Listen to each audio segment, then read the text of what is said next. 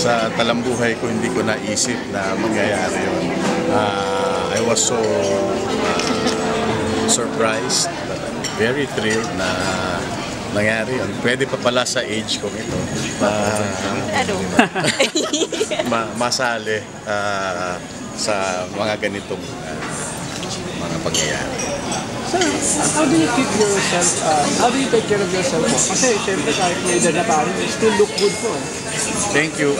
Thank you. But I'm almost 30 pounds overweight now. But I'm trying to lose it already. Mahirap lang dahil sa type of work natin. Sometimes we work 30-hour days, MWF. So, ang bawi mo kain. And then, the following day, you're really down. Tulog na lang. And then, you study for the next day. Pero, syempre, health is well. So, pinipilit kong ipasok yun sa scale. As a director po, does it get to you, the pressure, the stress of handling the show? How do you handle it? How do you cope?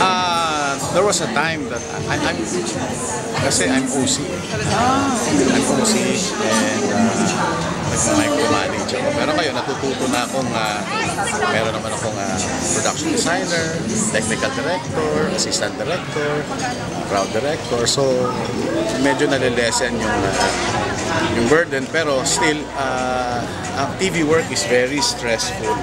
Ang sabi nga nila, it's a killer. Yung 25-30 hour days, and then yung pressure that you have to finish a certain number of sequences in a day, and then since you're the director, you're the captain of the ship, sometimes yung away ng artista, pinagalitan ng magulang, pag-away sa girlfriend, boyfriend, na traffic, na late. Oo, I'm affected because I need the performance from them, and then it's affected. Minsan yung hindi ko makain, nagda-diet, so mainit na ulo. Marami.